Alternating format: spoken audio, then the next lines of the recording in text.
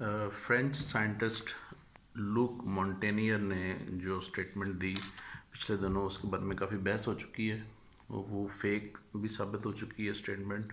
दूसरी चीज़ ये है कि इस पर बहुत सारे लोगों ने अपनी राय का इजहार भी कर दिया है और इसमें कोई ज़्यादा कन्फ्यूजन बाकी नहीं रही। लेकिन इस सिलसिले में कुछ बातें अर्ज़ करना चाहता हूँ कि जब भी कोई इस तरह का कोई आपके सामने क्लेम आए किसी साइंटिस्ट की तरफ से, तो उसमें दो तीन चीज़ें ज़रूर मद्देनज़र रखें कि वो जो क्लेम है वो किस ज़रिए से आया आपके पास।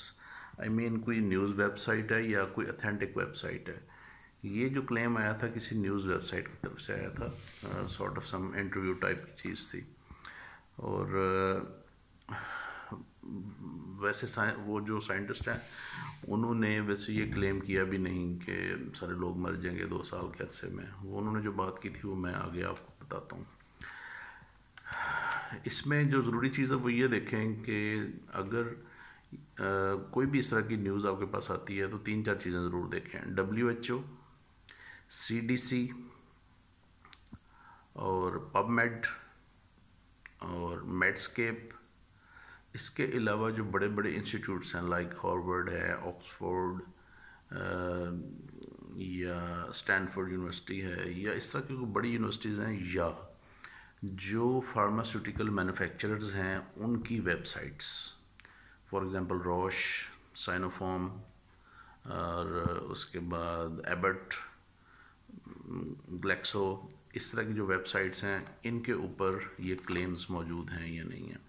सो देखिए, मैं इस हवाले से जो क्लेम्स हैं मैं उसमें BBC और CNN को भी ज़्यादा ऑथेंटिक नहीं समझता, क्योंकि बेसिकली ये साइंटिफिक क्लेम्स होते हैं और जो जर्नलिस्ट होते हैं इन वेबसाइट्स के ऊपर, जो कि न्यूज़ वेबसाइट्स होती हैं या कमर्शियल या बिज़नेस वेबसाइट्स होती हैं, वो इतना पढ़े लिखे नहीं होते कि वो एक साइंटिफिक क्लेम को या एक साइंटिफिक इंटरव्यू को पूरी तरह इंटरप्रेट कर सकें। पाकिस्तान, इंडिया में तो और बुरी सूरत हाल है, शायद वेस्ट में थोड़ी सी बेहतर सूरत हाल। तो इसमें ये चीज़ें जो है ना वो देखनी चाहिए। दूसरी चीज़ ये है कि आपने जो चीज़ देखनी है, लुक मॉन्टेनियर तो चलो एक लायक आदमी थे, काबिल आदमी थे, लेकिन इनका भी बैकग्राउंड यही है, ये कंट्रोवर्शियल स्टेटमेंट्स देते रहते हैं इस तरह की चीज़ों के बारे में। तो इसमें इन पर क्रिटिसिज्म भी आता रहता है, वैक्सीनेशन के ये बड़े ख़िलाफ़ हैं। तो बेसिकली जो बात है कि जो साइंटिस्ट है उसकी क्रेडिबिलिटी को भी देखना चाहिए कि उसकी क्रेडिबिलिटी क्या है। हो सकता है कि वो स्पेशलिस्ट सर्जरी का हो और वो जनरल सर्जरी का स्पेशलिस्ट हो और हार्ट के बारे की सर्जरी के बारे में ओपिनियन दे रहा हो, तो उसका ओपिनियन इतना ज़्यादा ऑथेंटिक नहीं होगा। अगर कोई ब्लड डिजीज़ का स्पेशलिस्ट है, वो लिवर डिजीज़ के बारे में कोई अपना ओपिनियन दे रहा होगा, तो वो इतनी ऑथेंटिक बात नहीं होगी। उसको आपको रिकन्फर्म करना चाहिए और उस डिज़ीज़ के जो बंदे हैं उनसे, उस सिस्टम के जो बंदे हैं उनसे आपको कंफर्म करना चाहिए।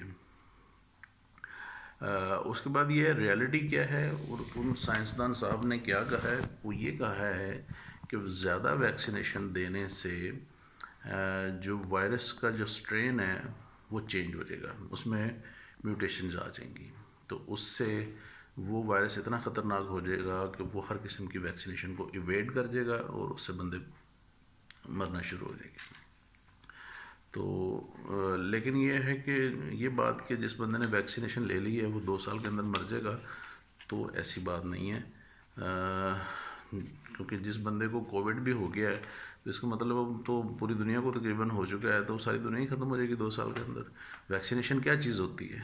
वैक्सीनेशन बेसिकली उसी वायरस का ही पार्ट होता है कोई ना कोई, जो कि किसी न किसी फॉर्म में इनएक्टिव करके या उसकी विरुलेंस ख़त्म करके या उसको मॉडिफाई करके आपको दिया जाता है। वायरस की दूसरी जो बात उन्होंने साइंसदान साहब ने की वो ये थी कि जो वायरस है वो एंटीबॉडी इंड्यूस्ड इन्हांसमेंट के ज़रिए से ज़्यादा नुकसान पहुंचाएगा। एंटीबॉडी बेसिकली वायरस, कोई भी वायरस आता है उसकी डिफरेंट बॉडी और उसके डिफरेंट प्रोटीन्स होती हैं, जो स्ट्रक्चरल प्रोटीन्स होती हैं, कुछ इंटीग्रल प्रोटीन्स होती हैं, कुछ उसके जो डीएनए या आरएनए होता है, इस केस में कोविड-19 का जो वायरस है वो तो आरएनए वायरस है, तो आरएनए बेसिकली खुद एक एंटीजन है। तो ये जितने भी प्रोटीन्स होती हैं सारी एंटीजन होती हैं और इनके अगेंस्ट एंटीबॉडीज़ डेवलप होती हैं।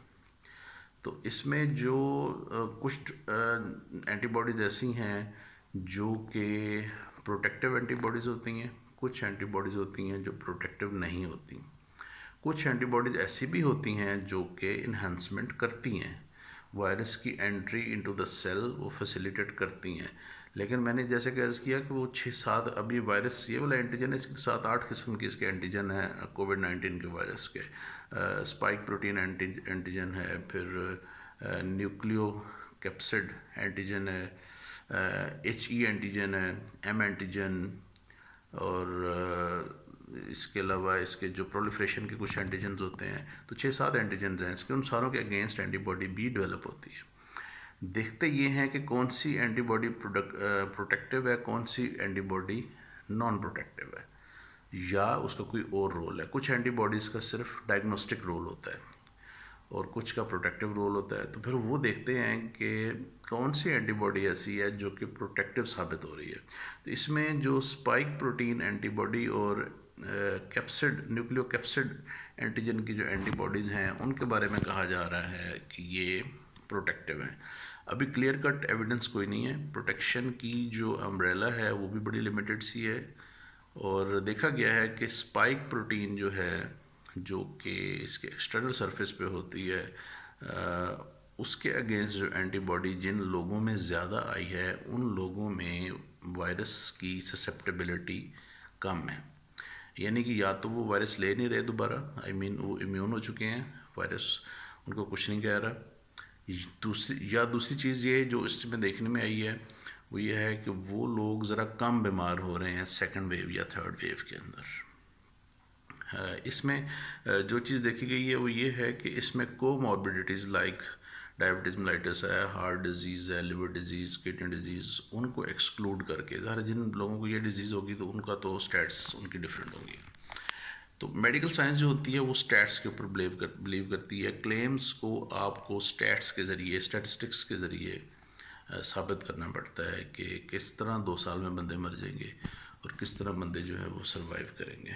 तो इसमें जो लेकिन ये देखा गया है, और जो वैक्सीनेशन है मोस्टली वो एंटी स्पाइक प्रोटीन एंटीबॉडीज़ ही बना रही है, उसी के अगेंस्ट है वैक्सीन और उसी के अगेंस्ट एंटीबॉडीज़ बन रही हैं। और वो जो वैक्सीन का डेटा है वो काफ़ी हौसला अफजा डेटा है।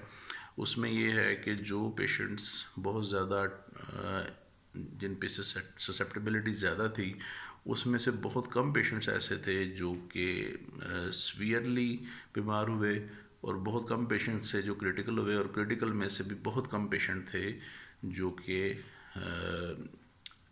जिनकी डेथ होगी। तो उससे जो सर्वाइवल है ड्यू आफ्टर वैक्सीनेशन वो काफ़ी गुना बढ़ी है। तो अभी ट्रायल जारी हैं। अब देखा जाए तो ये बीमारी बिल्कुल नई है और 1-1.5 साल हुआ है। 1-1.5 साल डिज़ीज़ एवोल्यूशन में कोई पीरियड नहीं होता। एड्स पहली दफ़ा आज से कोई 40-50 साल पहले डिस्कवर हुई थी, उस पर भी काम चल रहा है और उस पर अभी भी नई नई उसकी रेमेडीज़ आ रही हैं ट्रीटमेंट की। अभी फाइनल उसके ऊपर कोई बात नहीं हुई। मलेरिया को कहते हैं 5000 साल पुरानी बीमारी है। इस तरह टाइफाइड जो है वो पहली दफ़ा ग़ालिबन 800-900 साल पहले यानी कि उसकी रिपोर्ट हुई थी। इस तरह इन्फ्लुएंज़ा है वो भी बहुत अर्सा पहले रिपोर्ट हुआ था। तो इसमें अगर म्यूटेशंस आनी हैं उससे वैक्सीन से, तो म्यूटेशंस तो इसमें पहले काफ़ी सारी आ चुकी हैं, 5-6 किस्म की म्यूटेशंस। एक यूके वेरिएंट है, फिर ब्राज़ीलियन वेरिएंट है, अफ्रीकन वेरिएंट है, और इंडियन वेरिएंट है, और ईरानियन वेरिएंट है। बहुत सारी इसमें म्यूटेशंस आ चुकी हैं और आती रहेंगी वक्त के साथ साथ, क्योंकि ये आरएनए वायरस है। आरएनए वायरस में म्यूटेशंस बहुत ज़्यादा होती है।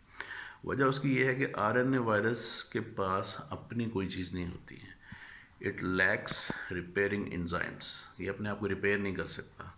अगर कोई गलती होगी या रेप्लिकेशन में तो हो सकता है कि हर साइकिल के बाद वायरस जो है वो म्यूटेट कर जाए।